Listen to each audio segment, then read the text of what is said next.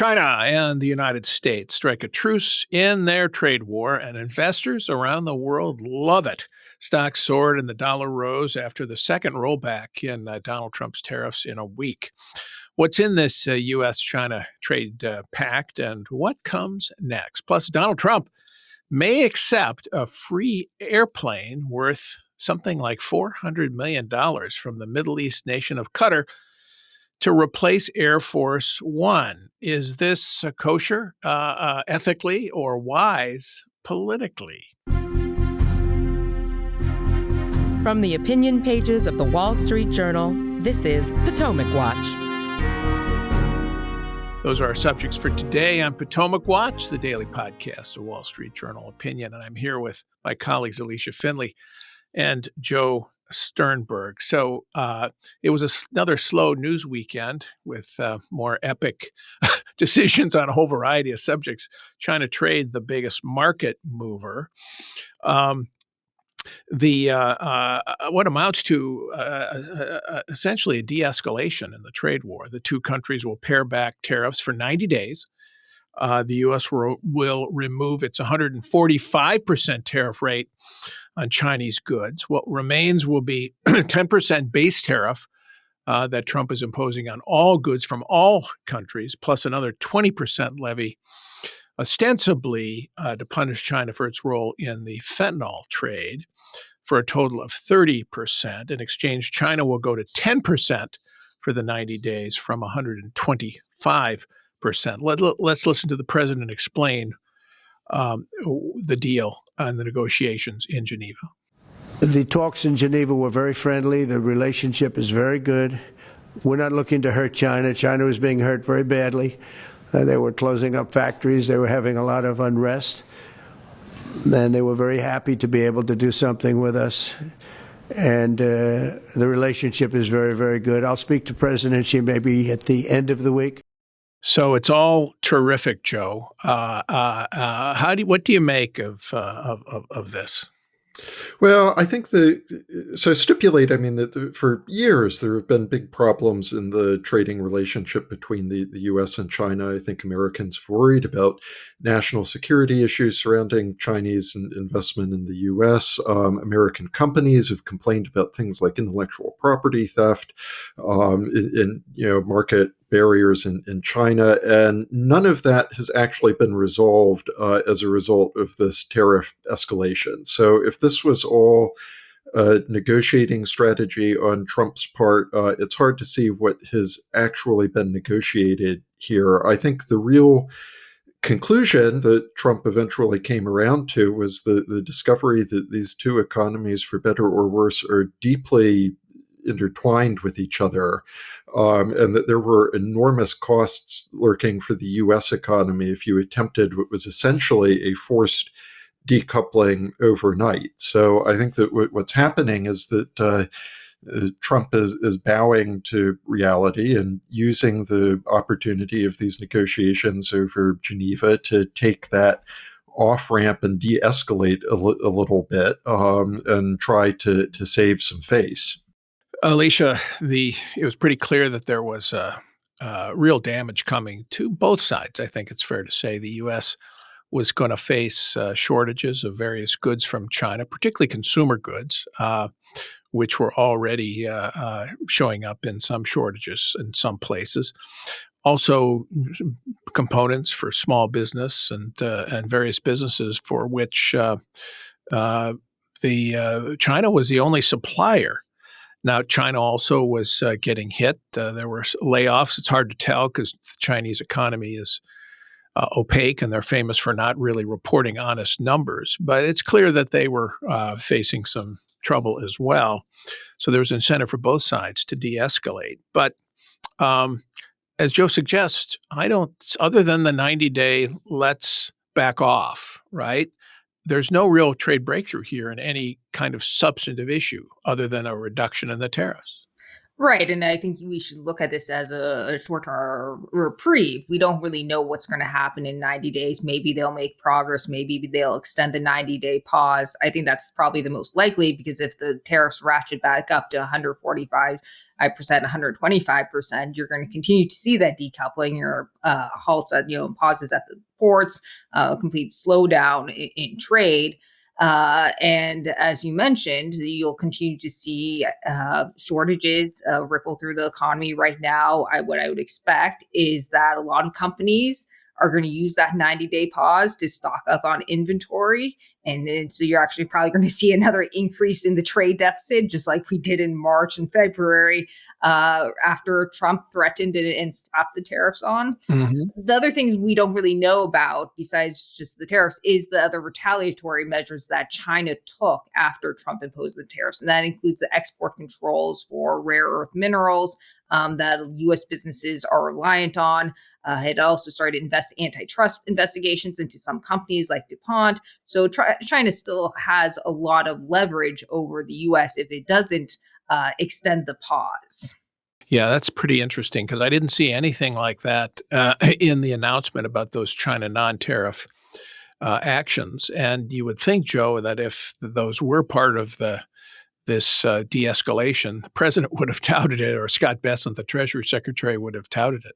Yeah, there's an interesting contrast here in that regard to the deal with the United Kingdom that the Trump administration rolled out last week, because what happened there is, again, sort of you had this strategic reduction of some tariffs. Of course, the general rate on the UK was 10%. It was not nearly as high as in the case as China. But Right. that deal did reduce some of the industry-specific tariffs, like autos and steel, that had been higher, in exchange for some regulatory changes around the edges that were substantial, but not necessarily big enough to be justified by the damage of the trade war. Here, we don't have any of that. And I think partly it might be reflective of the fact that the trade issues that do exist between the US and China have been going on for a much longer time and are much more intractable, because China is such a different economic system being managed by the Communist Party run government in a way that the US market economy isn't managed. And I think also reflective of the fact that the tariffs that Trump had imposed are much higher. That created a much greater sense of urgency for the sake of the economy to do something about ratcheting them down. And you couldn't necessarily wait for progress on some of these regulatory and other issues without that economic harm to the US side really becoming a major problem. All right, so let's take stock that since the beginning of the Trump tariff barrage here in his second term, here's examples of how he's walked things back. First of all, an exemption for Canada and Mexico on goods that are produced under the USMCA. All right. Then a 90-day pause on all of his April 2nd so-called Liberation Day reciprocal tariffs, except on China. Then exemptions on the China tariffs for electronics and other goods that they tried to slip through the customs department on a Friday night. Then the last week, the British trade deal that rolled back some tariff barriers between the U.S. and U.K. And now I'll walk back for 90 days on the reciprocal tariffs on China. Okay. What does that tell you, Alicia, about what's left of the Trump trade agenda? Is this an admission of defeat, obviously, without the rhetorical admission, but de facto? Or is this just a series of tactical retreats while we wait to see if the economy can withstand the tariffs that are left?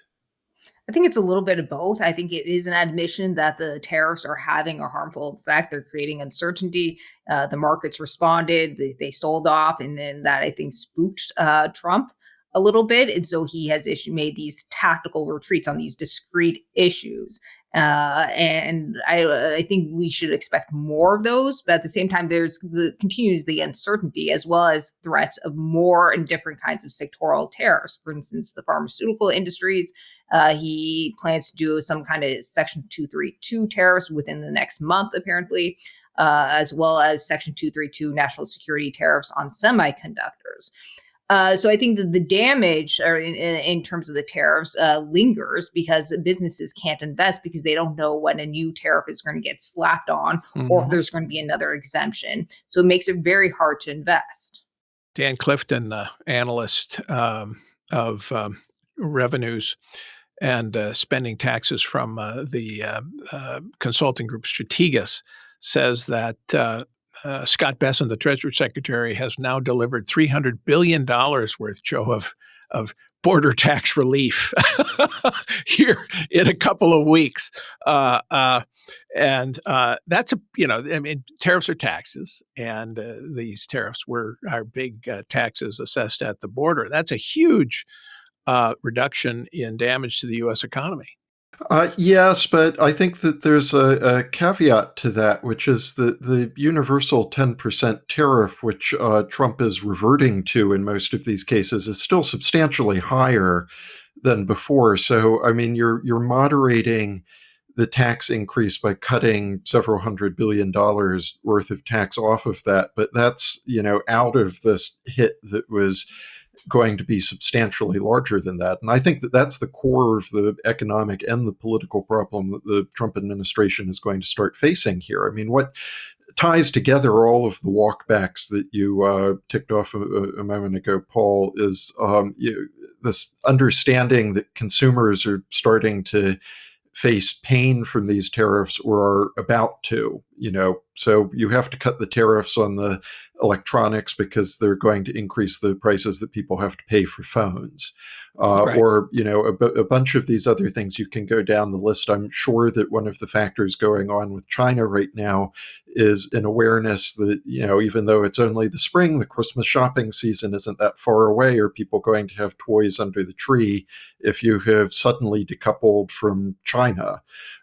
So I think that, the Trump administration is going to have to reckon with the fact that this is, in fact, a major tax increase, and it's coming at a time when you aren't yet seeing definite progress on other tax reforms or relief from Congress on other fronts. And it's just something that the economy doesn't need and that voters weren't looking for from a president they elected to fix inflation and get the economy firing on all cylinders again. Just on terms of the magnitude of your point on the 10% tariff increase, the average U.S. tariff before this administration was 2.4%. That's the average across all tariffs in all countries. 10% across the board, that's 4 times higher. So that's a substantial increase. Now, two-way trade in goods is about 11% of the U.S. economy. So it's not the whole economy, but it's a substantial portion of it, and those higher costs flow through to many other parts of the economy. So right now, where we're left with, I think, is we're left with substantially higher costs from the tariffs, higher tariffs, but not as economically destructive as many had feared, still damaging. And the erosion will come in the long term for the protected industries as they become less competitive. And then, of course, the uncertainty as it affects business investment and consumer confidence. All right, let's turn to another subject today, which is the news that the Trump administration is going to may accept a gift. The president says he will, of a very nice aircraft from the nation of Qatar. Some people say it's worth about $400 million. And it's going to substitute for Air Force One. Boeing has been very slow in delivering a new update on the current Air Force One.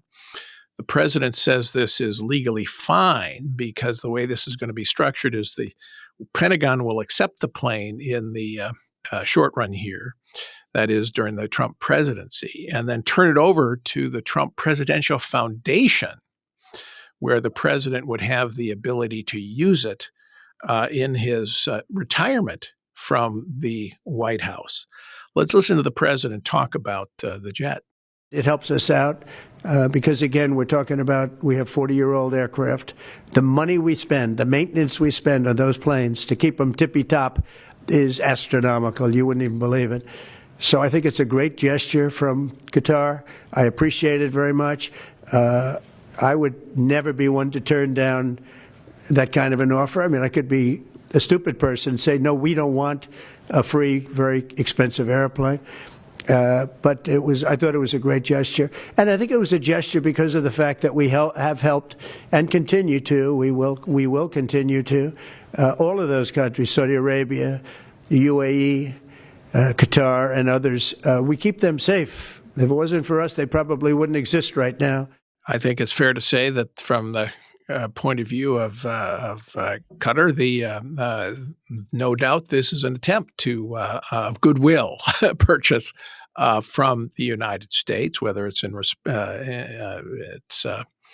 has anything to do with American military protection. I don't know, but the key question is, what do you make, Alicia, of this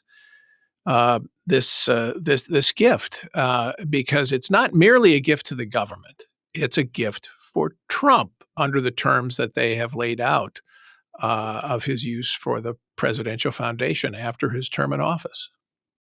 Right. And this is, first of all, it's just a really bad look. And it's somewhat hypocritical as he goes after and his administration targets a lot of colleges for taking donations from foreign governments, including Qatar, Harvard, for instance. And so, I mean, why is it okay for him and in his personal foundation eventually to accept this gift, but not for universities to accept similar donations from foreign governments?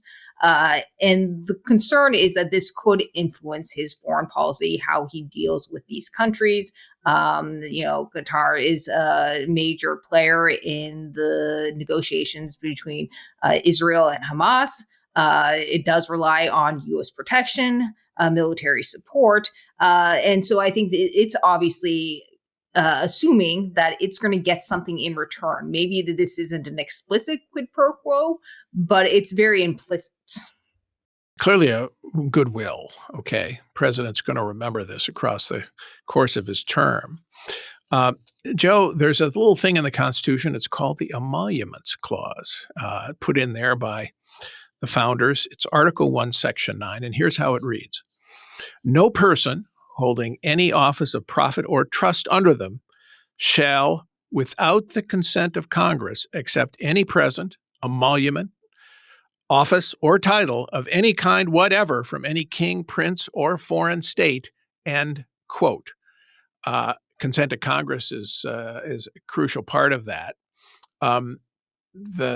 Does this strike you, this, Jet, as a violation of the Emoluments Clause? Oh, it's an enormous problem. I mean, it is a constitutional problem, although I think we have to grant that might turn out to be very difficult to enforce because presumably at the extreme it requires Congress to launch an impeachment. And for better or worse, that doesn't seem very likely right now. But, I think that clause, just its existence, was a recognition by the founding fathers that you have to be very careful about the appearances of these things. And you need to take steps, even if you aren't necessarily worried about impeachment directly, to try to avoid putting yourself in a situation where people will think there's something a little off going on here. I mean, this is the sort of thing that you would expect from a president in a banana republic to be engaged in this sort of intermingling of private and public benefits, and this real blurring of the lines between what is a public good and what is a form of personal enrichment, and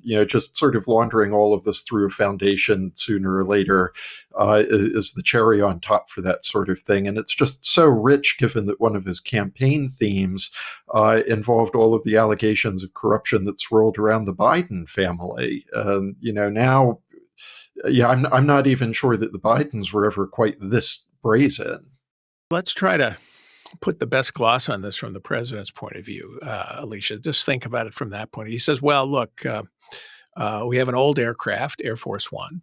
Boeing can't deliver it on time. It costs an enormous amount to keep it running, although presumably this new jet will also require maintenance. We want to protect the president.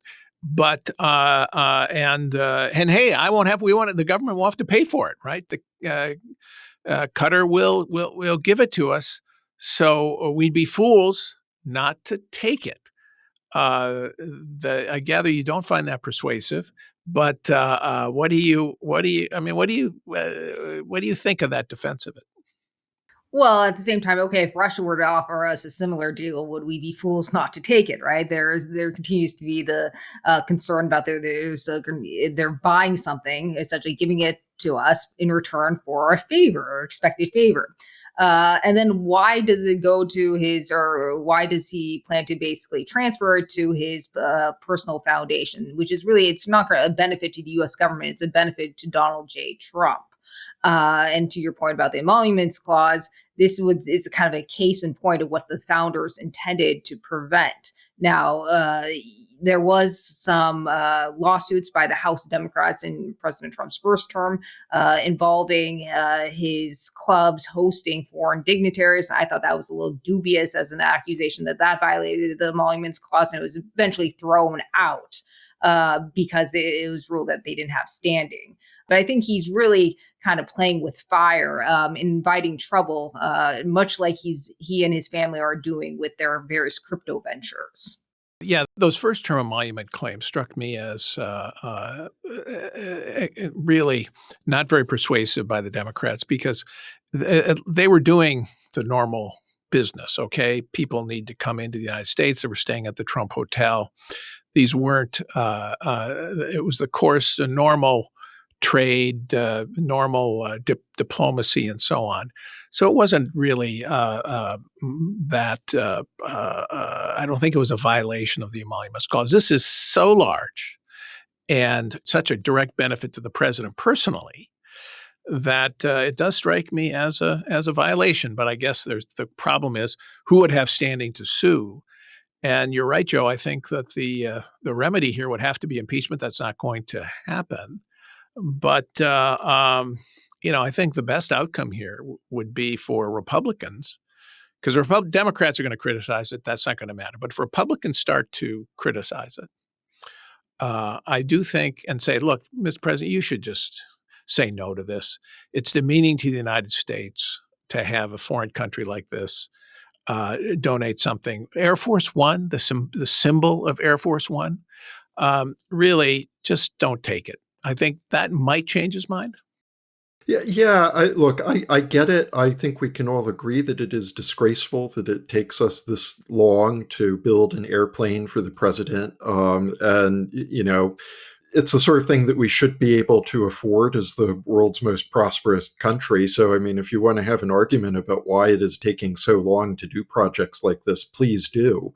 But I think that the other point that Republicans have to hammer home, quite apart from the sort of political appearances and the allegations of corruption front, is also this issue that Qatar is in a special camp because it has a bunch of complicated relationships in the region, including with potentially regimes like Iran or groups like Hamas, where it can be difficult to know sometimes exactly how friendly or how adversarial the U.S. should be with them. And it is not helpful in that kind of situation to have this sort of issue hanging over there. And, Trump seems to think, at least in the clip that we just heard, that this is sort of more of a thank you from the Qataris for American security guarantees. But when it comes to Trump and quid pro quo arrangements, I'm not always sure if he understands when he's the quid and when he's the quo. And that's a question Republicans should really be interested in sorting out here. All right. Thank you, Joe. Thank you, Alicia. We'll leave it at there for today. And thank you all for listening. We're here every day on Potomac Watch. Hope you'll be with us tomorrow.